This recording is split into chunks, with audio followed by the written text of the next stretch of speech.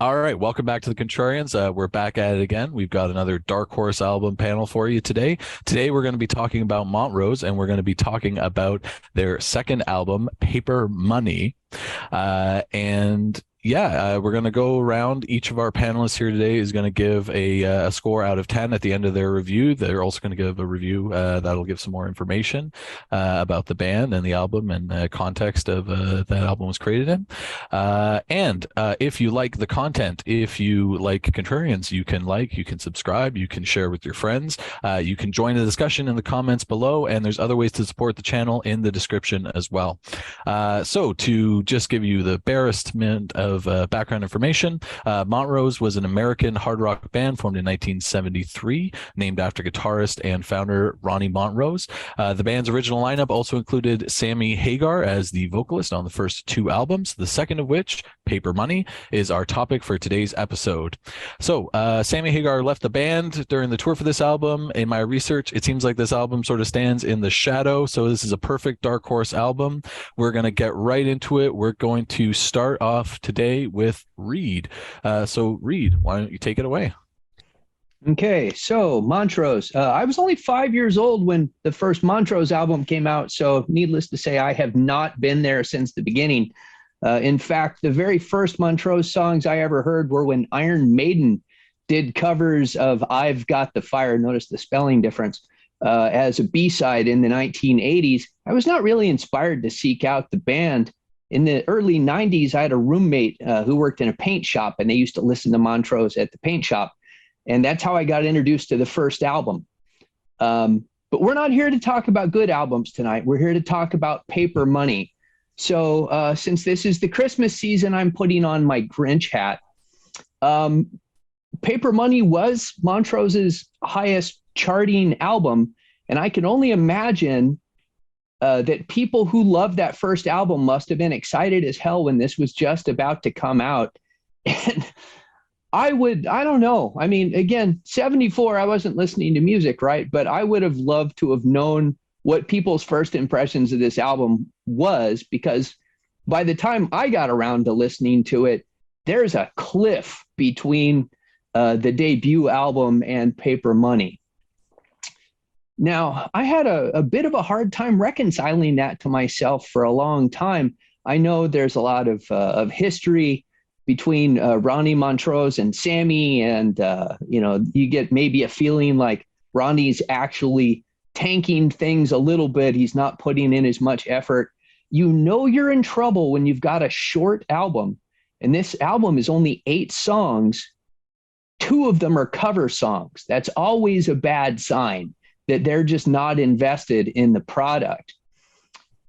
But then I started thinking, after reading a book about Ronnie Montrose by one Martin Popoff, maybe you've heard of him, where he talked about Ronnie Montrose worshipped Jimmy Page, just worshipped at the altar of Jimmy Page. And I started to think, well, you know what? You can draw some really, really loose parallels between the first Montrose album being like Zeppelin 2 and Paper Money being like Zeppelin 3. It's a little bit more diverse. There's more bluesy material, perhaps a little Americana. And as much as I enjoy that thought exercise, it actually doesn't improve my opinion of this album. I think it's low energy. You start off with a rocker, but it's a cover song. I know nothing about the song. I've never heard the original version, so I don't know how it might compare. But then you immediately drop the energy down for this slow, folky, acoustic Rolling Stones cover. And boy, as far as I'm concerned, the album never picks the momentum back up. You know, it's well performed. Sammy sounds good on the 6 songs that he sings. He turns in a particularly good performance in I've Got the Fire. But Ronnie Montrose does not got the fire for most of this album. Even his instrumental track is slow. Well, slow is the wrong word. It's low energy. It's boring. What it's not is a guitar hero showing off. It feels like it ought to be a song with lyrics that he's doing the lyrical part with guitar. And that in and of itself is fine. It's just that in context of an album that contains so many low energy songs, for me, he needed to take this opportunity to really pick it up and inject some energy into this album. When you flip it over to side 2, you start off with I Got the Fire, which is, in many people's estimation, one of the best songs in the Montrose catalog, and it desperately needs it. And I think whatever love people have for this album, my fellow panelists may prove me wrong, it's going to be primarily aimed at that song. It's a good song. I was rather surprised to see that it's got sole writing credit to Montrose, because the lyrics, which are not very good, are very Sammy Hagar. Sammy's a party guy. Some of his lyrics are a little, let's just say, not particularly great.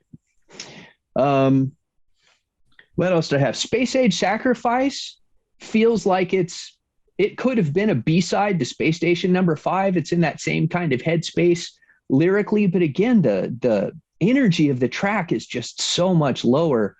And then we get to We're Going Home, the song that Ronnie decided, I guess he was going to show that he didn't need Sammy, would be my guess. I mean, I never spoke to Ronnie Montrose, but it's not a good song. If anything, if I was the guy trying to prove that I didn't need my front man, I'd have performed the best song on the album. I'd have sung I Got the Fire, the one on which he has sole writing credit, instead of We're Going Home, which I guess he also, Montrose wrote this one. But again, we dropped the energy level. The guitar histrionics that I want from a 70s hard rocker are just not there. And it makes me wonder what he was thinking. Luckily, the end track, Paper Money, is okay. It sounds a lot like The Who. I mean, a lot. It really sounds a lot like The Who. But it sounds like 1/3 of a Who song looped several times. It's so repetitive. It's just not one that I think that they put a ton of energy into. Oh, I forgot The Dreamer. The Dreamer is actually, to me, the most interesting track on the album, but that's because I'm a big Black Sabbath fan. And while you might consider The Dreamer Sabbatharian, I think it's probably more Mountain-esque. The riff is practically a ripoff from Mississippi Queen, or at least it's an homage to. So on the whole, there are very sparse moments of interest on this album. There's one solid song, a couple of near misses, and then a lot of actual misses. I skip this album when I'm in a Montrose listening mood, and honestly, these days, most of the time, I just skip Montrose and go straight to Gamma. So, not a fan, giving it a 5 out of 10. All right. Nice. Very cool. All right. Cool insights there. Yeah, starting off strong with a nice 5 out of 10.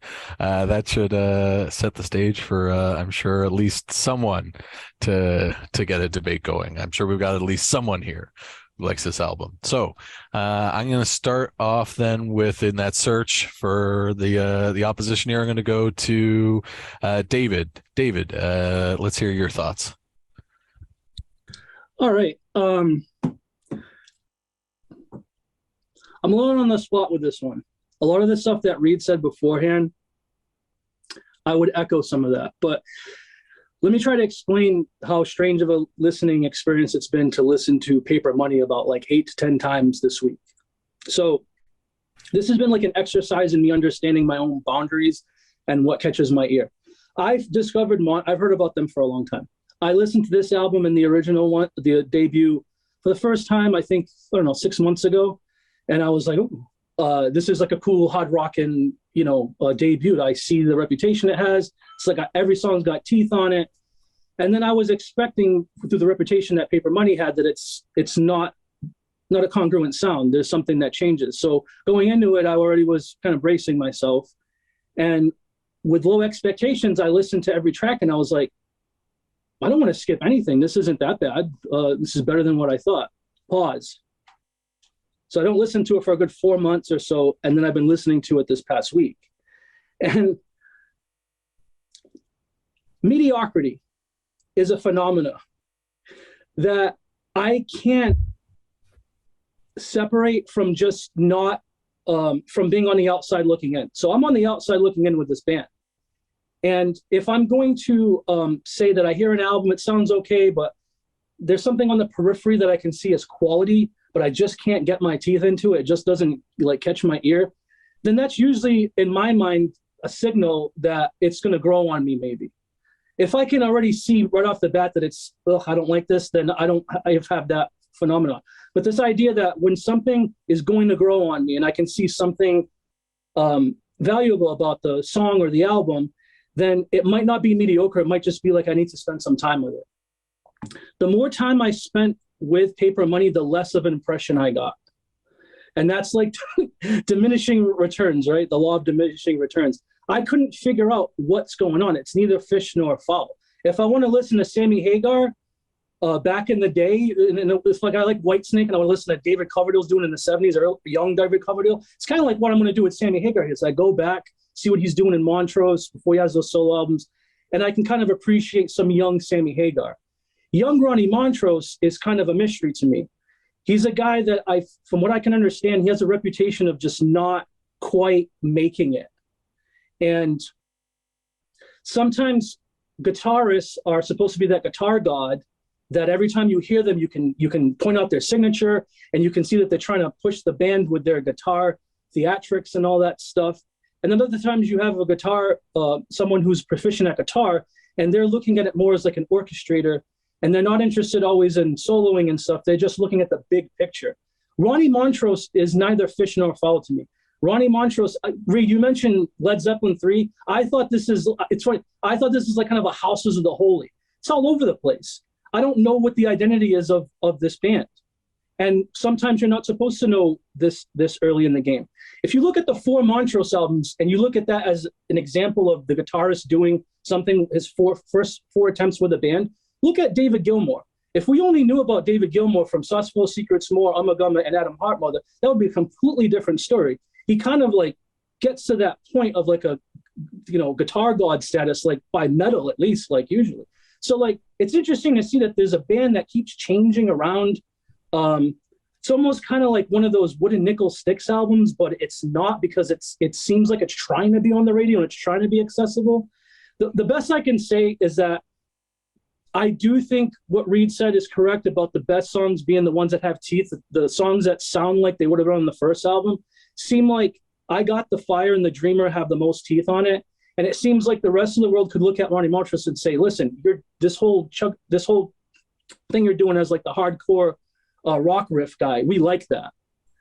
Why he chose to sort of backtrack and want to do something more than that, I suppose it's just because he didn't want to be limited. But to put him in, to criticize him as this guitarist who isn't, I guess, being a showboat, and instead I'm assuming that his intention was to just look at this as a composer and just see what I can do with this, with my guitar for this type of sound and that type of sound. That gives me that gives credence to my analogy to Houses of the Holy. I know that that's not just Jimmy Page's album, but as far as guitar work, he is trying to do this. He's trying to do a little bit of that. And, Connections got Sammy doing a ballad. It's slow or it's light. We're Going Home has Ronnie trying to sing. That's light. So you got the shades and the light there. Half these other songs, the ones that don't have teeth, they're not bad. It's just that it sounds like as heavy as like Steve Miller or like Jefferson Starship. It doesn't really break out of that. And if the dude's mission statement was to be this like, whoa, you got these like cranking them out like they're doing in Deep Purple doing in England and stuff like that. If that's going to be what everybody is like in awe of, and then you kind of just, sort of like a bait and switch technique, whether it's intentional or not, everybody's just sort of feeling like they went home without taking something with them with this album. So that's where I think this album's a bit all over the place. I think that I don't know what he wanted, if he wanted to be the guitar guy or he wanted to be like the orchestrator composer, as far as like the direction of him being a guitar god in this band. But it's the way it ends up sounded. It just sounds like It sounds like this. This is what's frustrating. The whole album is just like this. It's not bad. It's like if you're on a scale from 1 to 5, it's like 3. They're like 2.5, 3.5. And that's so frustrating because when you hear an album or a song that's like this, you know what's going on. When it's just like that, it's just a conflict. Do I stay or do I go? Should I keep this or should I not? I'm giving it a 6. I'm being faithful. I'm saying its head's a little bit above water, and it's a grower album. I'm being, glass half full on this one. Nice. Okay. Very cool. Nice analysis. Awesome. Thank you. Yeah. Awesome. All right. Well, we got a bit of a trend forming then. Let's go over to Tim. We'll see if that continues or if Tim's going to be a contrarian on today's episode of Contrarians. Tim, take it away. Thank you. Thank you, Saint Nick. If that's what you were going for. So yeah, this is great. I'm glad we're talking about this. I think I suggested it. I think. Anyway. So I know we're here to talk about paper money, and just all of a sudden, excuse me, good all day now this. I do want to touch down on the debut just a little bit, just to give you a little bit of my history. So I first time I heard anything from the debut Montrose album was I heard Space Station Number 5 and Bad Motor Scooter on a Sammy Hagar live album. I was starting to go back, being a Van Halen fan of all the Van Halen albums, and starting to go back and trying to find Sammy solo albums, which were not easy to find pre-internet. And on the live album, there's these 2 songs, and I don't know all of the albums. Then I read I think Hit Parader put out this 100 Greatest Metal Albums issue in the spring of '89. And the debut Montrose was listed, and I read about it, and it said something about, a young singer named Sammy Hagar with songs like Bad Motor Scooter and Space Station Number 5. I'm like, oh, okay, that's where those come from. I'll have to look for that. I found it, summer '89. At the time, it was the oldest album I owned. I'd never owned an album that was older than me before.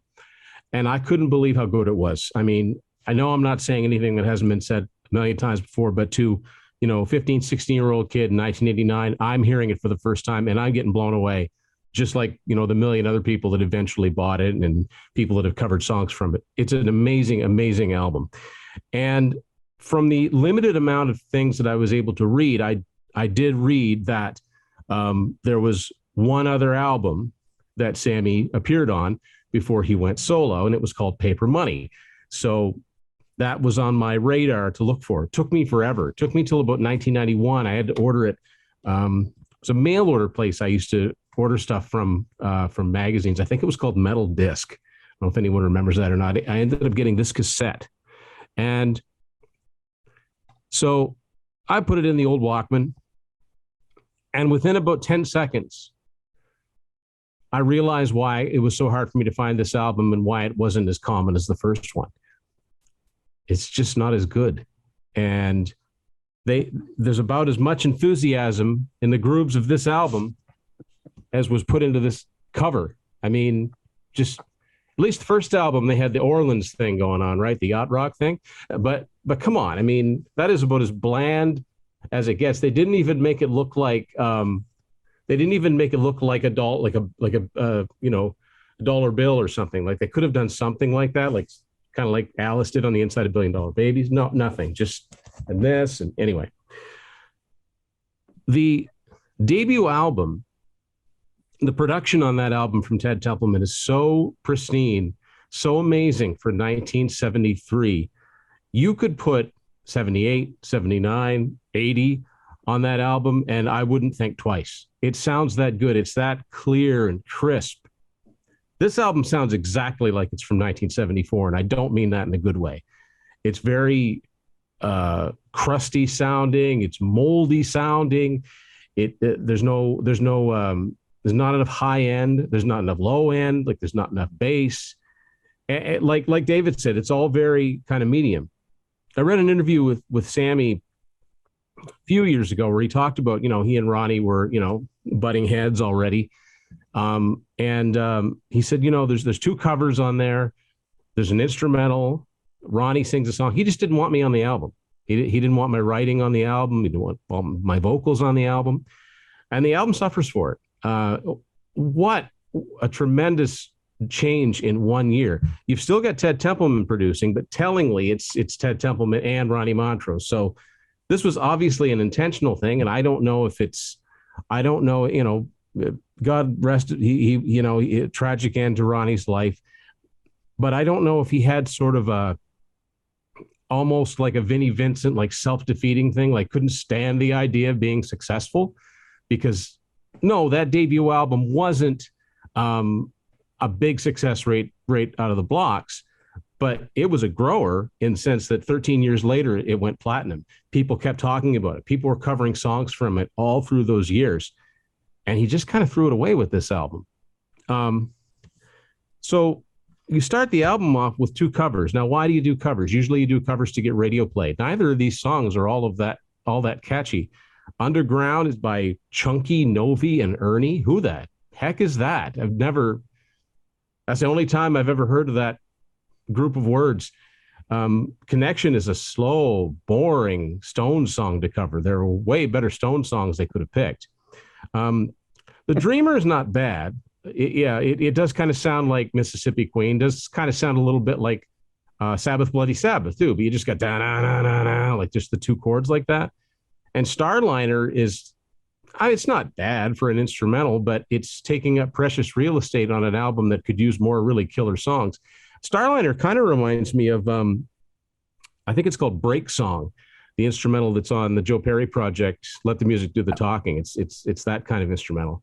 And of course, I Got the Fire is a killer song. I would love to hear that song with the debut's production. I would love to hear that song with the same production that was given Rock Candy or Make It Last, with Denny Carmassi's drums just cranked up. Space Age Sacrifice is kind of a throwaway song. We're Going Home is such an odd song. Ronnie is not a great vocalist. He kind of sounds to me like Jackson Browne on a bad day.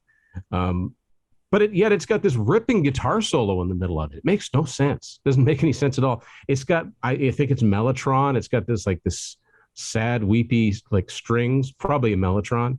And then it's got Paper Bunny, which, a Who song on a loop. That's a good description for it, because that's what it sounds like. It's got moments, but if it was me, I'd have had the guitar cranked all the way through it. I wouldn't just keep it sparse with a do. I wouldn't keep that bass going like that. It almost sounds like My Sharona. So in a really, really weird way, this album kind of set the pattern, whether he intended it or not, for the first few Sammy Hagar solo albums. I would say most of his Capitol Records albums, because those are all over the place stylistically. Because if you look at his first album in a couple more years, 9 and a 10 scale, you got really heavy stuff like Urban Gorilla. And then you've got Flamingos Fly, which is a Van Morrison song. It's stylistically, it's just throwing everything against the wall and hoping it sticks. So I think this album was a huge missed opportunity. I think we could be talking about a band that had 3, 4, 5 albums that are regarded as well as that first album. I think we could have had a band that would be on par with Aerosmith as far as an American hard rock band that just had a string of albums that were just killer all the way through most of the 70s. Instead, the band's kind of a footnote, if they're known at all, is because of Sammy. And Sammy's always done, songs from the first album in concert. I don't know how often he does anything from this. Maybe I Got the Fire.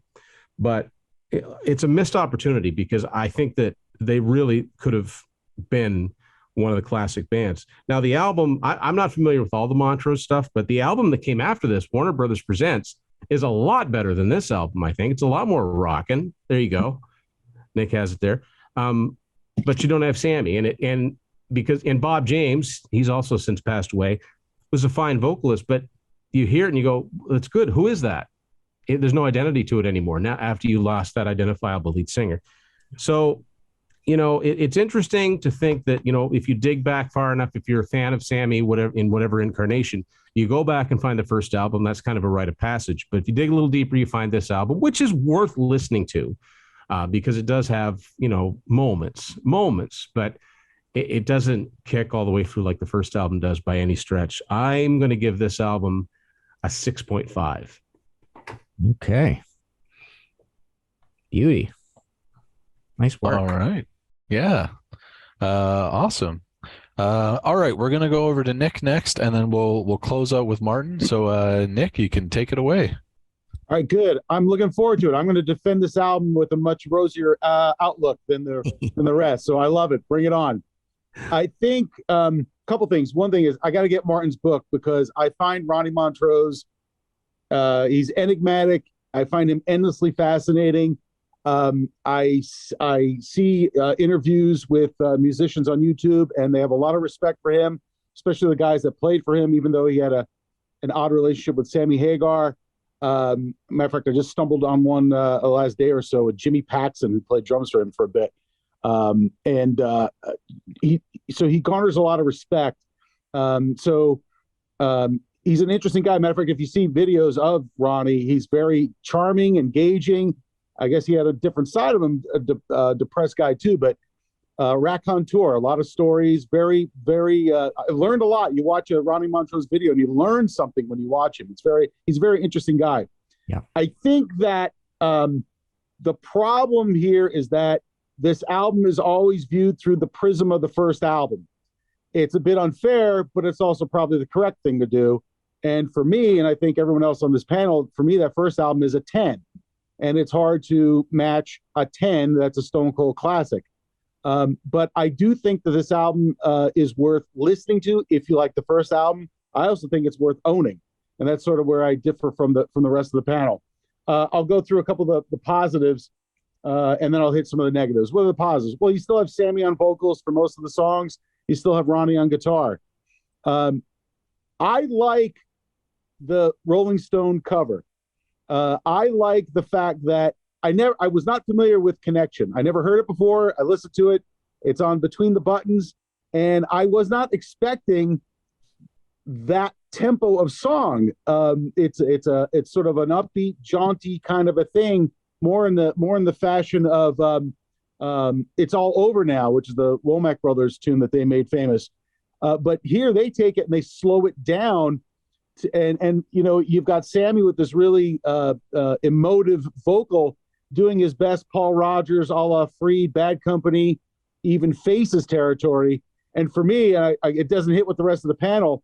It really hits. And I've always missed that song, but I think it's a matter of tracking on this album more than anything. If that song was placed in a different spot, you may have had a different reaction to it. But I kind of like what they did with it. I like the guitar in it. I like the piano in it. There's strings in it.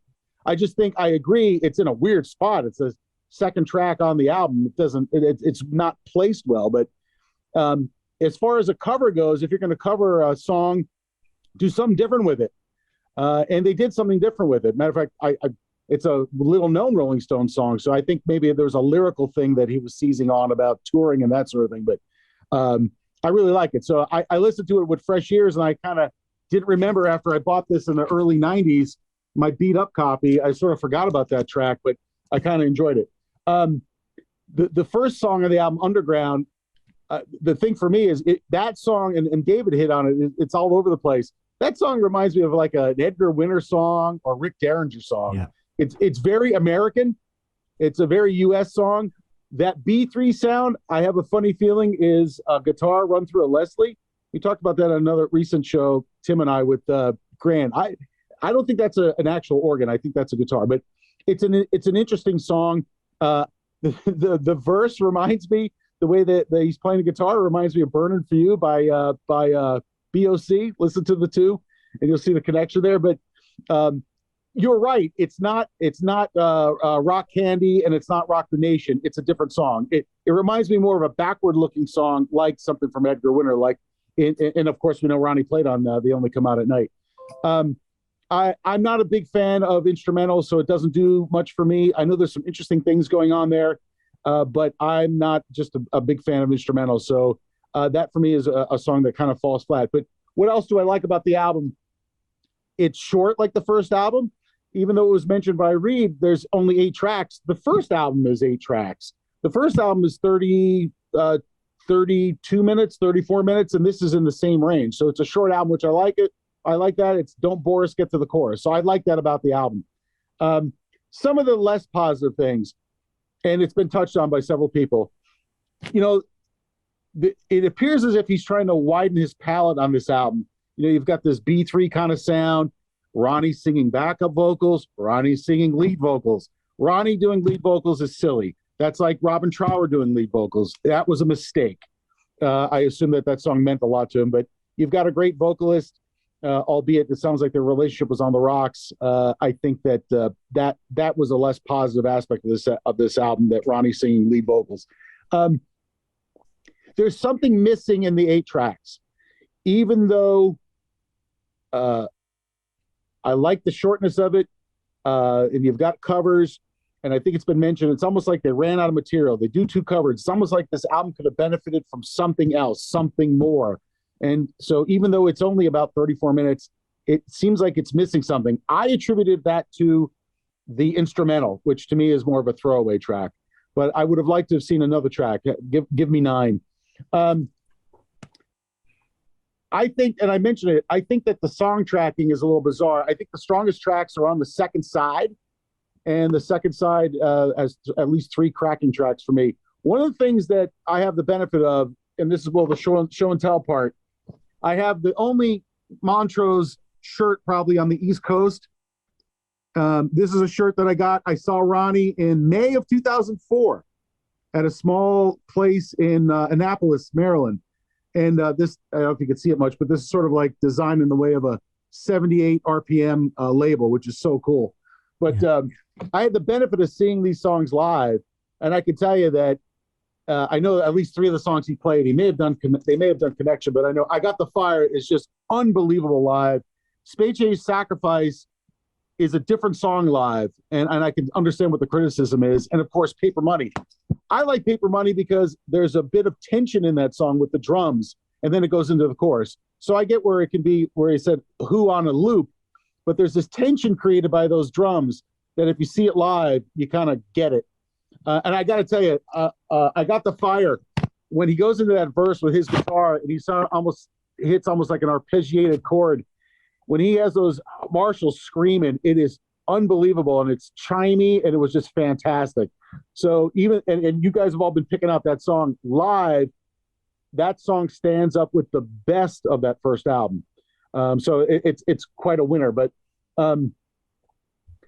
I also think, and it's been mentioned, the production, and I hate always talking about production, but I think that Templeman missed the mark, whereas that first album I think was a home run production-wise, and I feel like we're almost in the room with them, except maybe Space Station Number 5, where I love that song. Sammy sounds like his vocal is in a well. I think that the drums on this album are neutered. The guitar sound is a bit neutered on this album.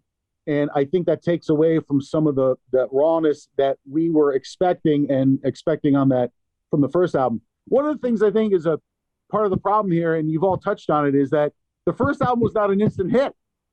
That first album, we have the hindsight of 20, 30, 40 years now, looking back and say, yeah, it's a Stone Cold classic. It went platinum, but didn't go platinum until 86. So these guys got back in the studio again on an album that was just sort of thrown out there and was not that instant hit. Now, it was making waves, I guess, maybe amongst the musician community, and there was a rumble about it, but it clearly wasn't a hit. So I could see where he would approach this to try to widen his palette, change the sound up a bit, and give us something different as compared with the first album. So I kind of understand the approach, although I think I agree with, like what Tim said, it was somewhat of a missed opportunity, but I think it's more so on the production side of things. Live, these 3 songs really stand up with the rest of the stuff. By the way, just quick story. May 2004, I had no idea who his band would be. We're in a small place, like a club. It was almost like dinner theater. And don't you know, I even ordered dinner before Ronnie came out. We were almost sitting like in captain's chairs at tables. And when he came out, I had turned my chair around. And I had no idea who was in his band, but it was Keith St. John, who sang with them for many years. But here who he has, Dave Ellefson on bass for Megadeth. Oh my, with just a Fender Precision and a Ampeg SVT with 810s. And then on drums, Tim, Jimmy DeGrasso from Y&T and Megadeth. Oh my God, what a band. And so I had the privilege, albeit 2004 after the heyday, but Ronnie was in good spirits. Ronnie was a monster on the guitar. He just really let loose. It was such a great moment. And I wish I got to see him again after that. That was the only time. But, For me, I'll get to the rating of it. I'm less harsh on it. I understand it's an imperfect album. I think, though, that if you like the first album, you would see the merit of the second album. I think there's enough songs there. There's 4 or 5 good tracks, and 1 or 2 sort of throwaways. I would rate this a 7.5. I think it's worth hearing. I think it's worth owning if you like Montrose. Is it the first album? No, nothing's the first album. Nice. Very cool. All right. Awesome. Excellent. Yeah. Okay, so some defense. Someone came to the album's defense. Martin, we'll give you the last word. Then you can conceal the fate. Okay.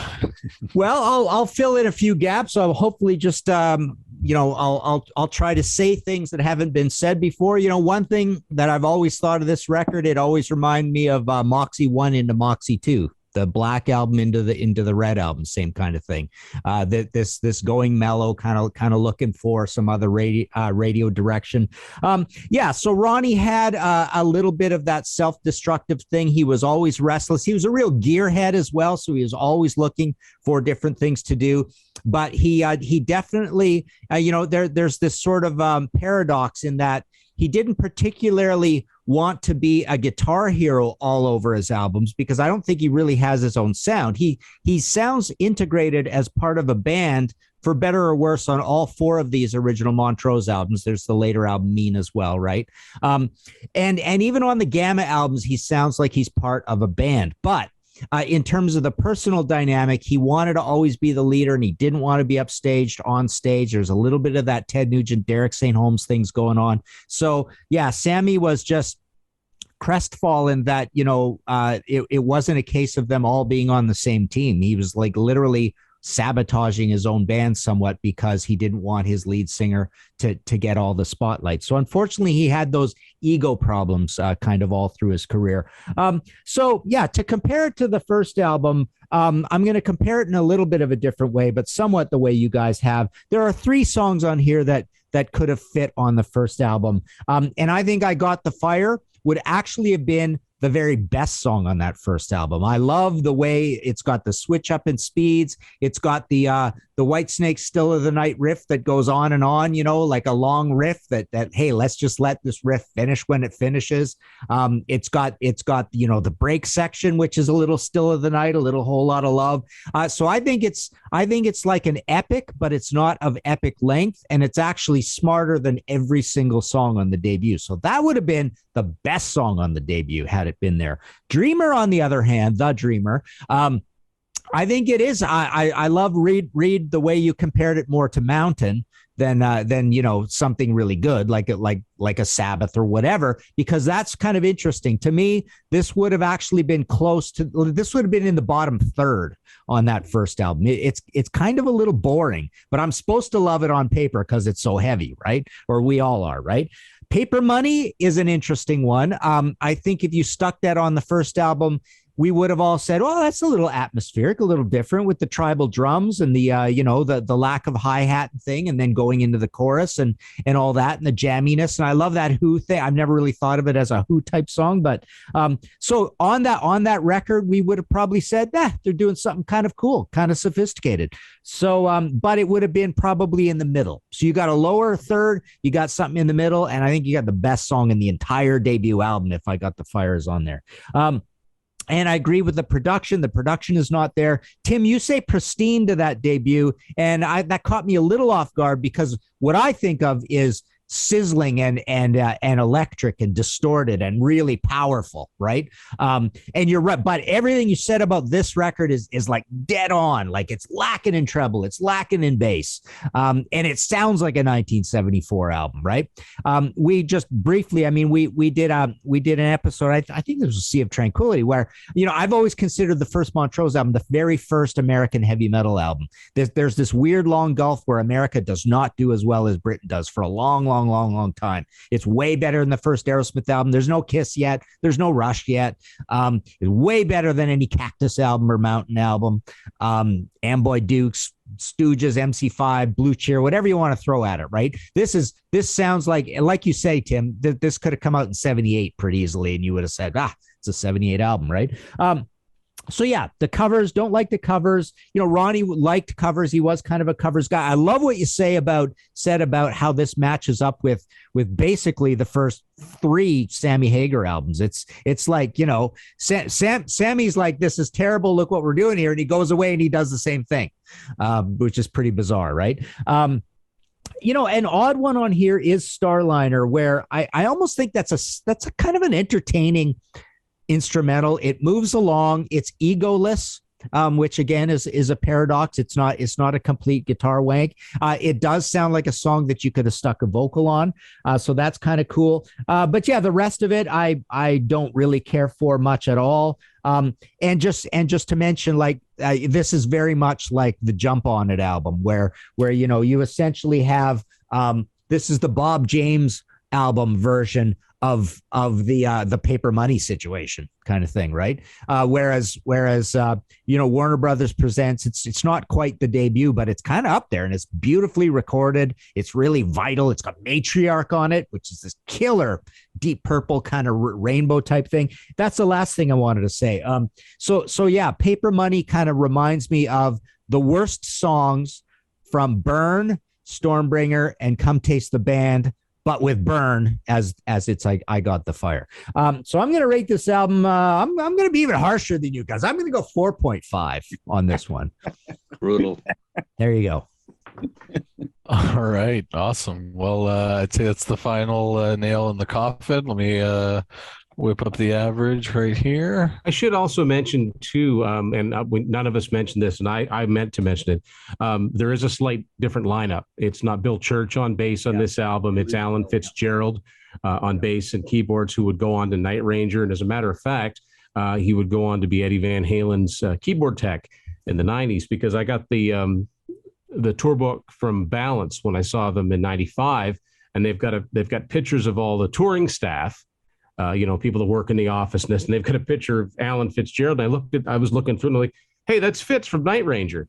Yeah. And when I say pristine production, I guess I that's not the right word. I just mean really, really good. It's not like crystal clear, but it's just really, really good and powerful, especially for its age. Yeah.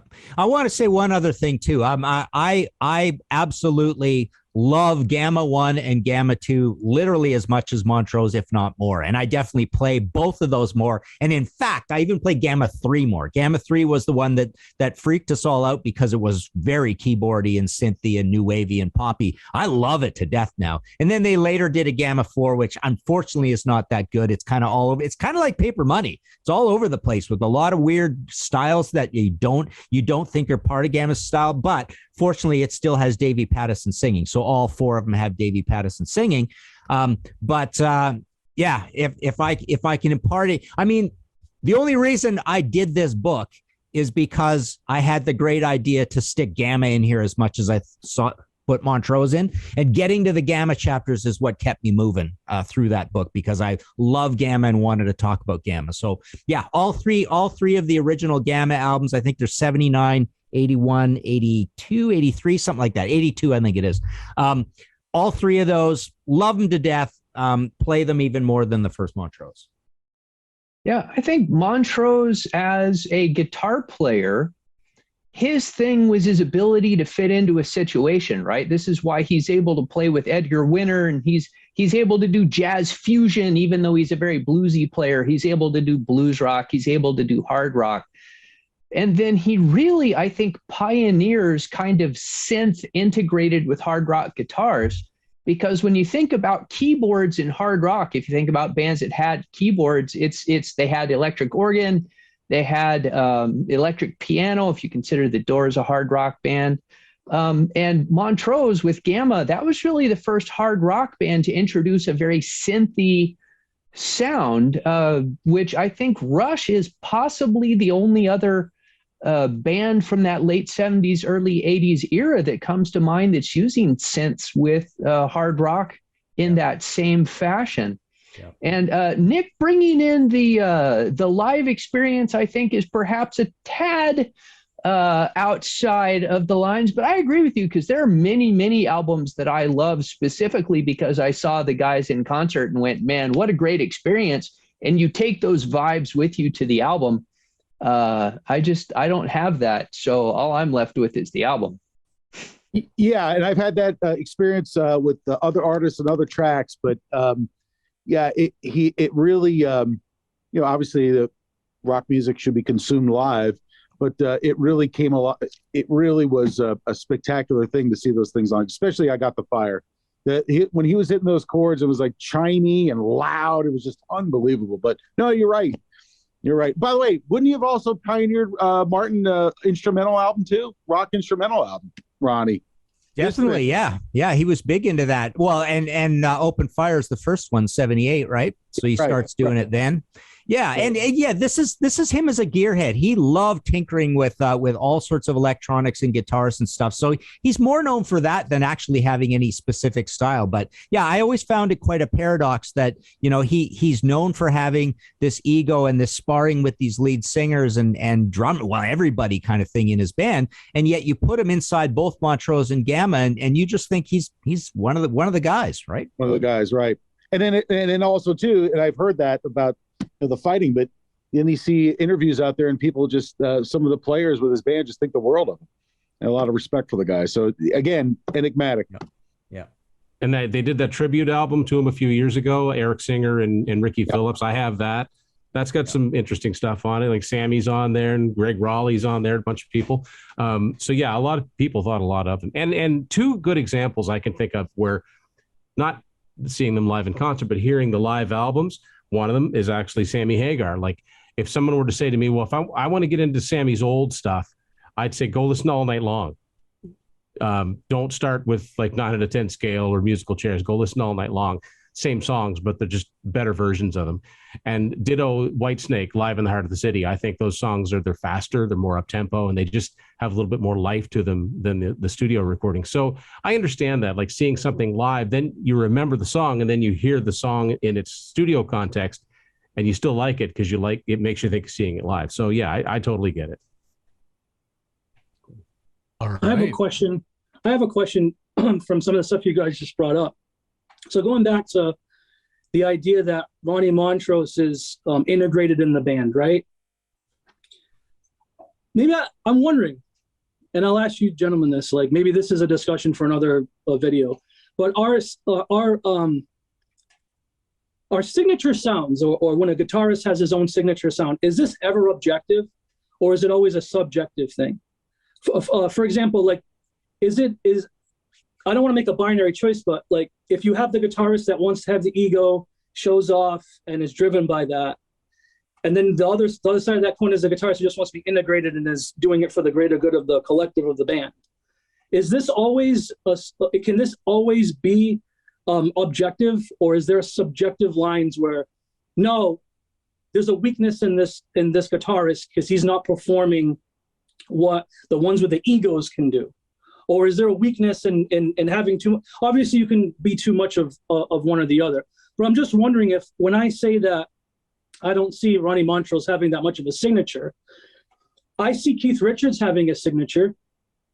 I don't see Ronnie Wood having a signature when I listen to the Faces, but I don't know if that's just because I haven't listened to it enough. So is it an objective thing where we can always point out if a guitarist actually has this I don't know, like a je ne sais quoi, like quality about them, or can we? I think it's absolutely objective. I think that, but there's also a little bit of like if you take someone that's just a casual music listener, if they can pick out, well, that's Boston. I don't know what song it is, but I know it's Boston, or that's Brian May. I don't know if that's ego driven necessarily, or maybe a lot of it has to do with the way they're recorded. And I don't think it necessarily has to do with shredding ability either, because like Ronnie Montrose was, he was in some ways, he was also a studio guy. Like he was a studio musician. He played with Van Morrison. He played with a bunch of people. So part of that, I think, means becoming a bit of a chameleon. Like, for instance, Steve Lukather can shred with the best of them, and I love his guitar playing, but I don't know if I could pick his guitar playing out on another recording if I didn't already know it was him. You know what I mean? Should that be a pejorative, though?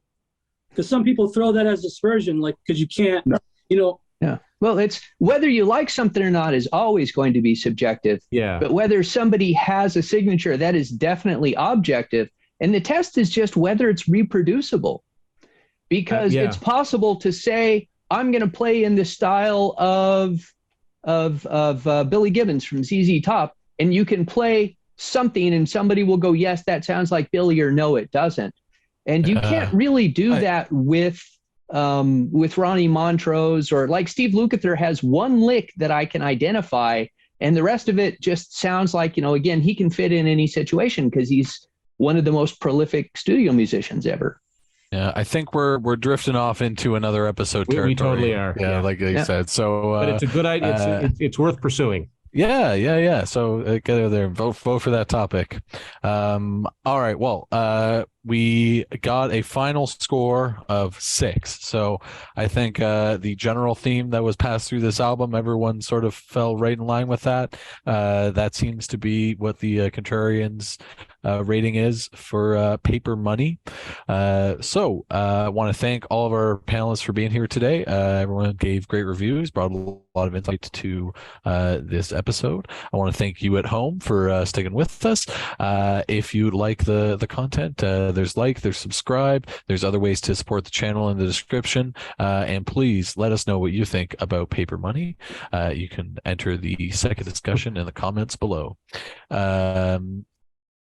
So again, thanks everyone, whether it was morning, night, or day. Have a good one, and thanks everyone again.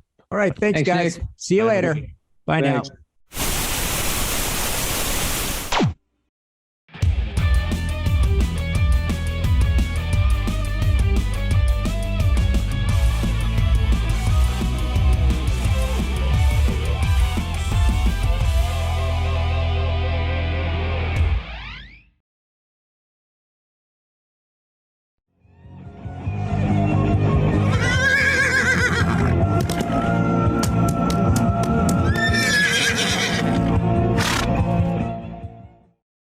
So we're going to be talking today about the Money Paper album and the band Montrose. Yep. Paper Money. Oh, Paper Money. The album Paper Money. Thanks. Should we just start over since we're so early on? All right. Yeah. Sorry, Marco.